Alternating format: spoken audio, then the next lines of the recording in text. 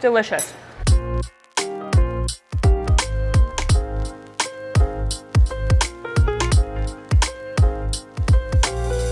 Shakshuka is a great holiday recipe. It serves a crowd for brunch. It's a perfect make-ahead meal, and it's really, really simple to prepare. So today I have a cast iron brazier heating up. You could use any heavy-duty pot that can go in the oven. That's also on the stove, so you could use a cast iron. Whatever you have at home will work.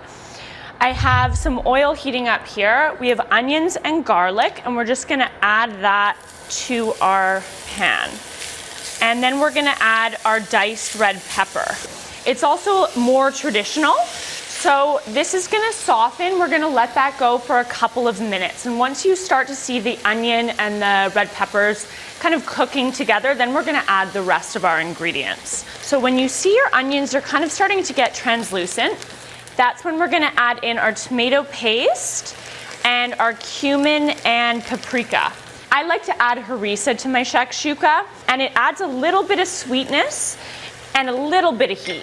You'll see the color start to darken, and that's when we want to add in our diced tomatoes. So you can see the color starting to develop here, and that's when we want to add in our diced tomatoes. You can use canned tomatoes if you're in a pinch, but I think that the fresh just tastes so much better. This is about a teaspoon of sugar. Cuts that acidity really nicely. Typically, shakshuka is very thick. I like to kind of let this thicken a little bit. I don't like it too thick. I like it a little bit runny. So we're gonna just put the lid on this and let it kind of go for about 10 minutes, and then I'll show you how to put the eggs in. So sometimes I get a little distracted, and if that's the case, no stress if it's getting a little bit too thick. Feel free to just add a little bit of water.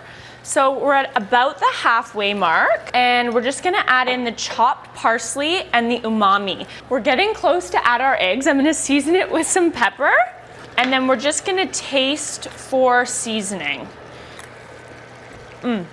Delicious. I think it needs a little bit more salt.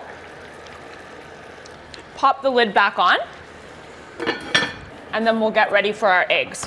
So typically in this size brazier, it will fit about 6 eggs. If you have more people coming for brunch, or you have big eaters, we have these great little poach pods at Gourmet Warehouse.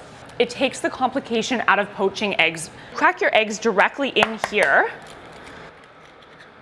And then what we're gonna do with these is add it to a saucepan with a lid filled about halfway with water. Bring it to a boil, put the lid on, and just poach it for about 4 to 5 minutes, and they pop right out because they're silicone. And this is a perfect option for people that like their eggs different than the rest of the group. So we're ready now to add our eggs. We're gonna turn this down to low and kind of smooth it over.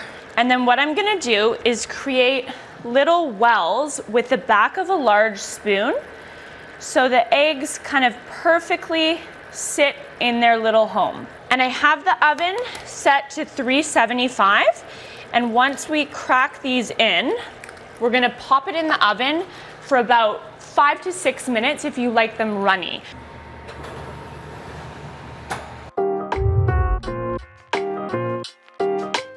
So our shakshuka is ready, and you can tell by the eggs, and it's gonna keep cooking. So even if you're a bit worried that, oh my gosh, it's not gonna be cooked, the sauce is so hot, the residual heat is gonna keep cooking those eggs while you get your plates out. So I love to serve the shakshuka with torn bread and garnish with a little bit of feta and parsley. I love Macedonian feta. It's a triple cream feta. It's so creamy, so delicious. You could do this as a plant-based option. You could do it without the eggs and the dairy. Whether you're serving for a crowd this holiday season or you're having friends over for brunch on a lazy Sunday, I think you'll love this recipe.